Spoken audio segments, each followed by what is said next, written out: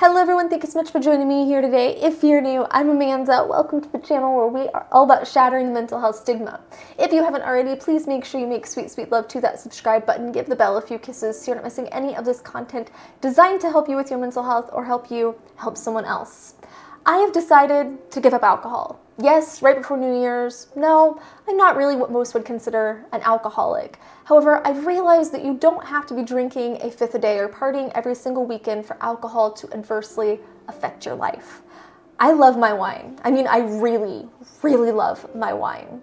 But New Year's is actually quite perfect because instead of focusing on resolutions, I like to focus on a challenge. I take a challenge each year. For 2022, it was doing yoga every single day, at least 10 minutes every single day of the year, and with a couple days remaining, I managed to get there. For 2023, it's going to be not having a single drop of alcohol. And then at the end of the year, I can reevaluate and see if I want to reintroduce it to just have a drink on my birthday sometimes or as a celebration. But like a toxic relationship, I need a period of no contact.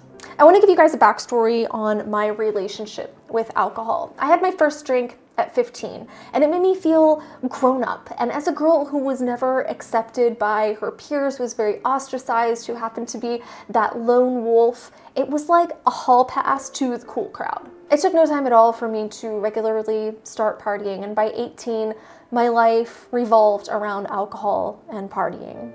And I wrote it off because it's normal, right? Teens party, they drink, it's what they do. It's very socially accepted these days amidst peers, and it's a way to be accepted, and it's a way to quote unquote have fun. But it became my entire life. It was all that I really engaged in. It started off as a social activity, but then my dad passed when I was 20 and it became a coping mechanism. By my mid-20s, I'd mellowed out to a few drinks a week, but anytime something traumatic would happen, anytime that there would be some big life event, I would turn back to alcohol and I'd start consuming heavily again. Even when I tried to set boundaries with alcohol, I rarely adhered to them. And since that first drink when I was 15, I think the longest I've ever gone is a month without alcohol. Needless to say, it's been a long, bumpy ride, and I'm ready to get off. So here's what's brought me to the point of saying, it's not you, darling, it's me.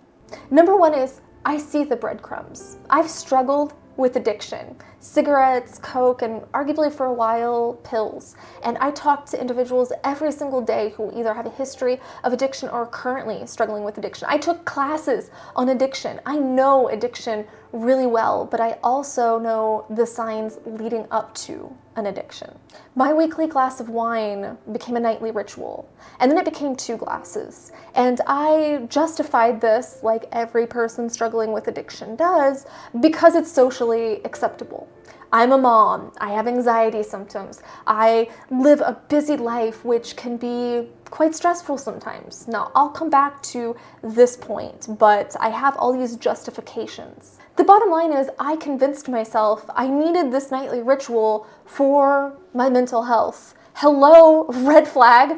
I also realized while I was in Europe that I've started to glamorize it, which is something that I very much did with cocaine. I imagine sophisticated people in their Christian Louboutin heels, or I imagine intellectual people drinking at galas, or I imagine successful people clinking glasses with each other over their accomplishment. The truth is, these are just another way for my brain to justify my habit, to justify the drinking. Between romanticizing the habit, realizing that I've been justifying it, and seeing it gradually increasing gives me more than enough breadcrumbs to realize the road I'm being led down. And I know where that road goes. I don't want to go down that road again. Number 2 is that reprieve is temporary.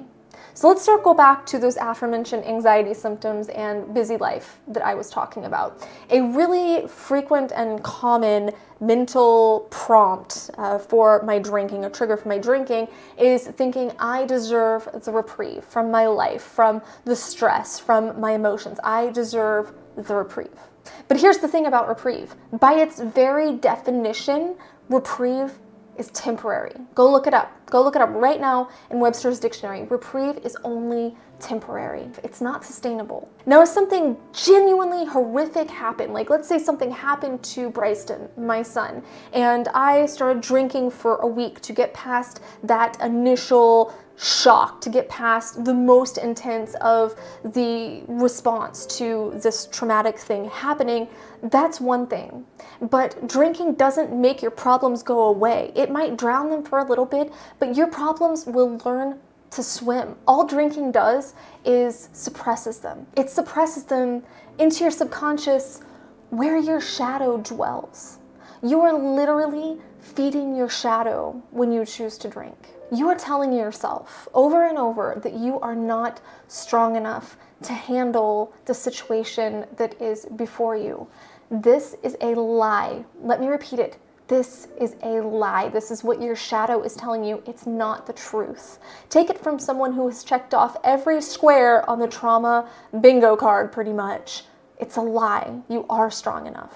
As for my current circumstances, I chose to be a mom. I chose to fill my life with all of these things that fulfill me and that I believe will help me grow and help me learn and help me be a better and better person and a happier and happier person. But sometimes those things do come with stress, and we don't realize that some stress can be good stress, but when we've gotten into these cycles, our brain reacts to all stress the same, because drinking, for example, you start to drink to celebrate, you start to drink to deal with sadness, to deal with anger, you start to drink because you're bored, and at that point, you're not leaving room to feel anything at all. So I've created this life, and I've added all these things to it that I wanted to add to it, and I remove things when I don't feel like they're serving me anymore, but then I choose to drink to numb out any uncomfortable emotions associated with stress. Even if it's good stress, I'm numbing out these uncomfortable emotions. And the problem with that is,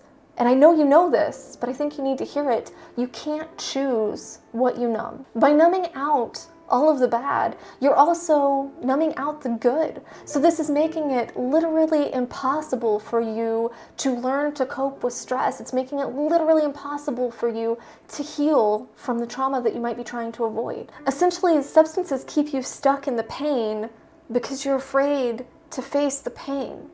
And so you're sticking yourself in the very thing that you're trying to avoid because you can't move past it when you are utilizing these tools as coping mechanisms.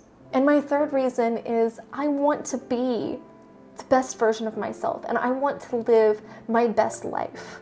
So when I was in Europe last week, I nearly got stranded in Paris with a hysterical 11-year-old, and I am panicking and I'm frantic and I'm scared, and we're both just completely crushed because we both just want to get home for Christmas, and this is on Christmas Eve. But there was a calm in my storm because I felt like I had a home, and I was actually maybe a little bit kind of sort of bah humbug looking forward to Christmas.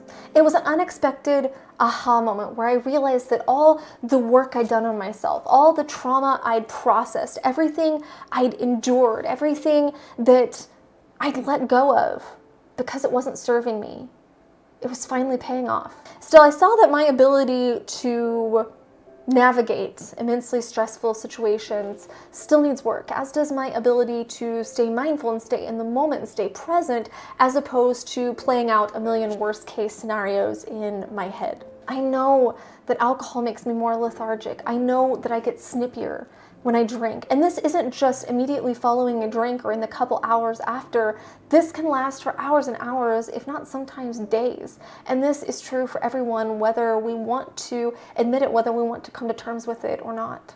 So where I currently am, where I'm having that wine nearly every single day, it's a constant cycle. I never give my body the opportunity to heal. I never give myself a chance to reset. I never give myself a chance to truly be at optimal performance. As far as I've come, I still have so much further to go. And you know what? I'm really, really excited about it. I'm excited for all of these things that will help me align with the best version of myself and show up in the way that I really, truly want to show up in this world. I want to show up. I need to be alert. And I want to feel the full spectrum of emotions, even the painful ones, because I want to see those emotions as opportunities to learn new coping skills so that those emotions don't have the power to completely take over my life. I just have to be honest with you guys right now. My cravings, honestly, are nearly deafening. They're crushing me. They're so strong. I'm nearly at the 48-hour mark of no alcohol, and just having that thought of, okay, I'm done, is really causing my shadow to kick up and try to talk me out of my decision and nullify the reasons why I want to quit. My shadow, those cravings that she likes to throw at me, is trying to lure me back in. And that's one of the reasons that I'm sharing this, is because I know that you guys will hold me accountable. I know that there are many of you who needed to hear this from someone else. And I hope that there are many of you that may decide to join me on this challenge. We deserve better than to be slaves to any substance. We deserve to be free, and we deserve to be happy. And sometimes that means knowing when it's time to let go, be it of a person, of a substance, of a habit.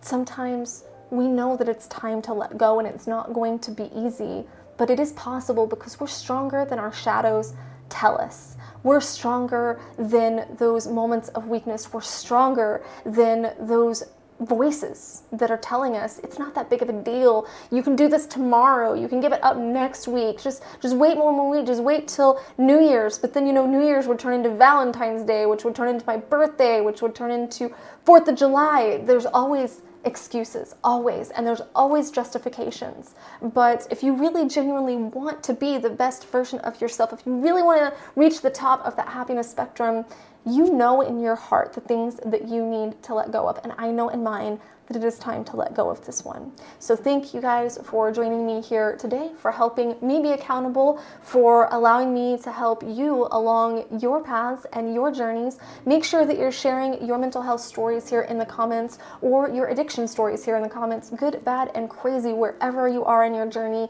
I am here to hold space for you. This community is here for you, to help you when you're going through hell. We can bring you water when you're in hell, but then to help you turn around and help others out. So we are here in all steps of the journey to make sure that you know that you're seen, and that you're worthy, and that you're lovable. And I know your shadow right now is kicking up. I know your own shadow is kicking up at hearing those things.